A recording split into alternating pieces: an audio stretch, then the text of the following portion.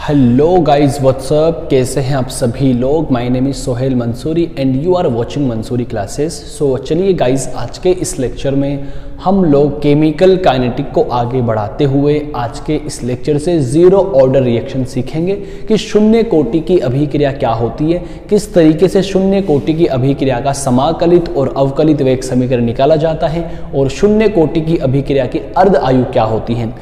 पिछले last lecture में हम लोगों ने प्रथम कोटि अभिक्रिया को डिस्कस किया था और प्रथम कोटि अभिक्रिया का रेट कांस्टेंट k निकाला था जो कि 2.303 by T log a0 by a आया था और उसकी जो टी हाफ आपने निकाली थी वो थी 0.693 बाई के।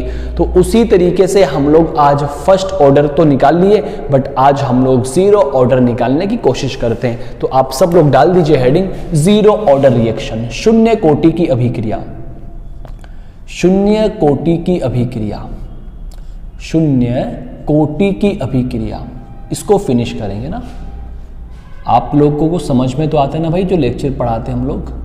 प्लीज़ कोशिश किया करो आप लोग नोट्स साथ साथ बनाते रहो, क्योंकि एग्जाम में यहीं से सवाल पूछने वाला है। शून्य कोटि की अभिक्रिया, प्रथम कोटि की अभिक्रिया, इसको आप लोग क्या बोलते हो? Zero order reaction.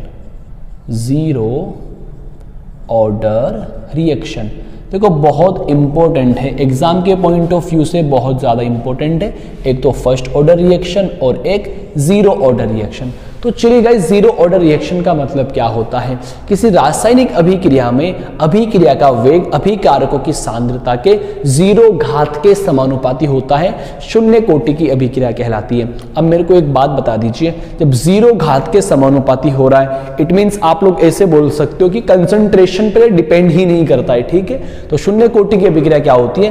किसी रासायनिक अभिक्रिया में अभिक्रिया का वेग, आप लोग लिख सकते हो आराम से, किसी रासायनिक अभिक्रिया में, किसी रासायनिक अभिक्रिया में, रासायनिक अभिक्रिया में अभिक्रिया का वेग, अभिक्रिया का वेग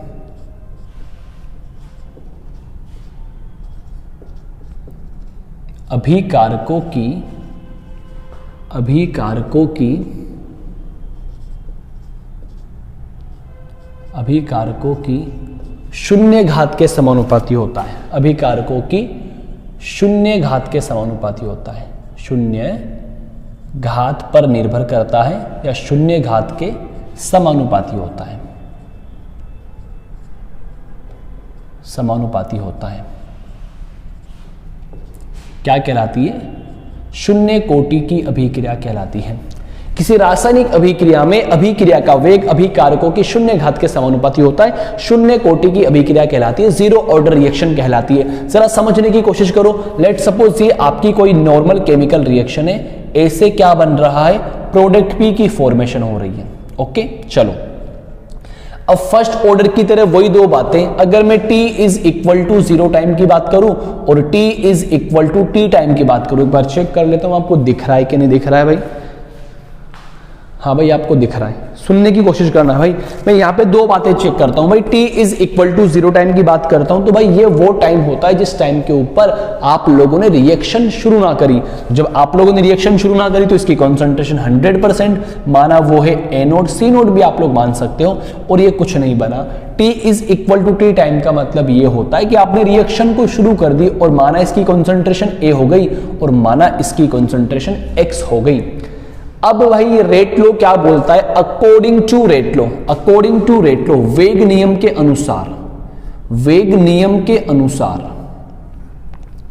वेग नियम के अनुसार अभिक्रिया का वेग अभिकारकों की सांद्रता पर कैसे डिपेंड करता है? तो आप लोग क्या करोगे भाई? अभिक्रिया का वेग, वेग नियम के अनुसार अभिक्रिया का वेग, अभिक्रिया वेग डायरेक्टली प्रोपोर्शनल टू रिएक्टेंट की जीरो कंसंट्रेशन पावर। यस और नोट, यही तो आपने लिखा है भाई, जीरो पावर के समानुपाती होता है।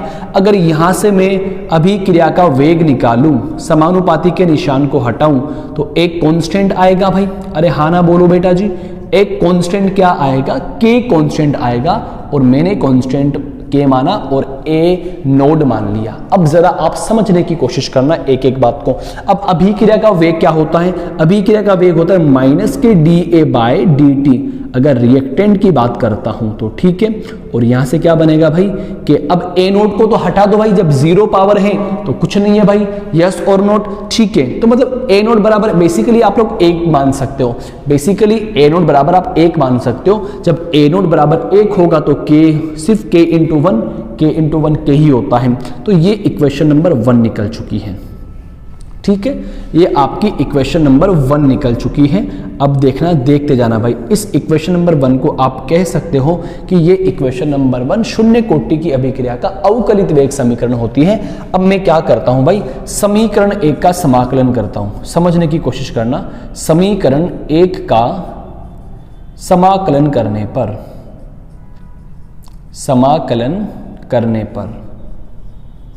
समीकरण 1 का समाकलन करने पर कर दे समाकलन, चलो बहुत बढ़िया। तो समाकलन करने से पहले इसको मैं क्रॉस मल्टीप्लाई करता हूं, और जैसे ही क्रॉस मल्टीप्लाई किया तो यहां से क्या बना डी ए, और यहां से क्या बना के डी टी। देखो आपको इसमें परेशान होने की जरूरत नहीं है भाई, ज्यादा सोचना मत। अलग तरीका होता है वैसे इसको निकालने का भाई, dt के रिस्पेक्ट में करते हैं, dt से dt चला जाता है, और यहाँ पे इसको t के रिस्पेक्ट में करते हैं तो ये तो बच जाता है, यहाँ चला जाता है। तो मैं आपको डायरेक्टली बता रहा हूँ, आपको ज्यादा खोने की जरूरत नहीं है समाकलन के अंदर, क्योंकि आप ज्यादा परेशान हो जाओगे। जो बताया जा रहा है उसको बस देख लीजिए, मोर देन सफिशिएंट है, एग्जाम के लिए बहुत ज्यादा इंपॉर्टेंट है।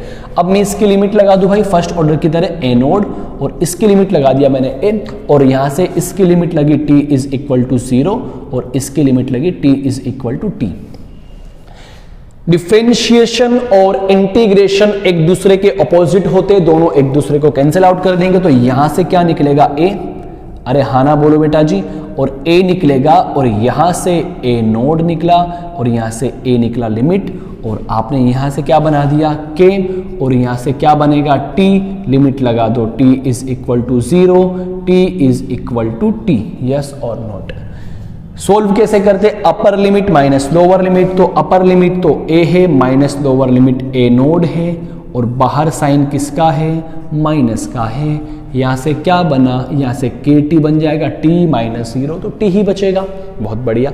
माइनस को अंदर मल्टीप्लाई करेंगे तो ये माइनस का हो जाएगा, और ये प्लस का हो जाएगा, तो क्या बनेगा a naught minus a is equal to K T, yes और नोट, ठीक है। अब आप यहां से क्या निकाल सकते हो, आप यहां से ये k निकाल सकते हो, तो k बराबर क्या निकल जाएगा, a naught minus a divide by t, yes और नोट।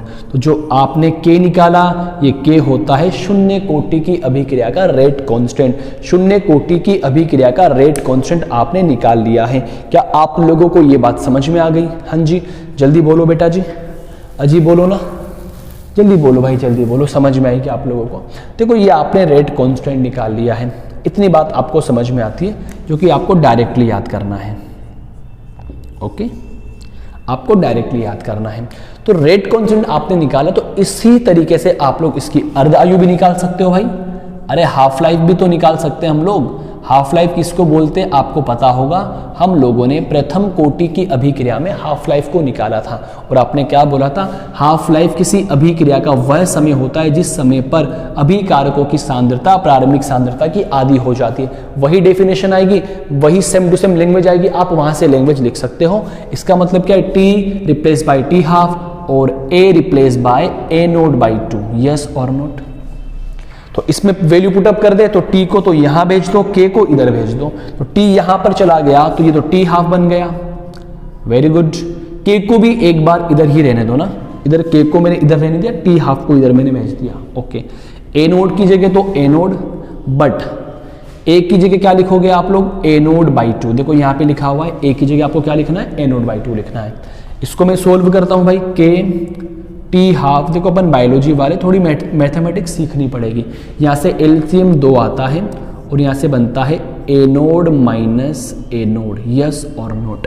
क्या बचा, ए नोड माइनस 1 में से 1, सॉरी यहाँ तो देखो 1 है, 1 मान सकते हैं, यहाँ पे 2 ए नोड आएगा, हाँ ना बोलो बेटा जी।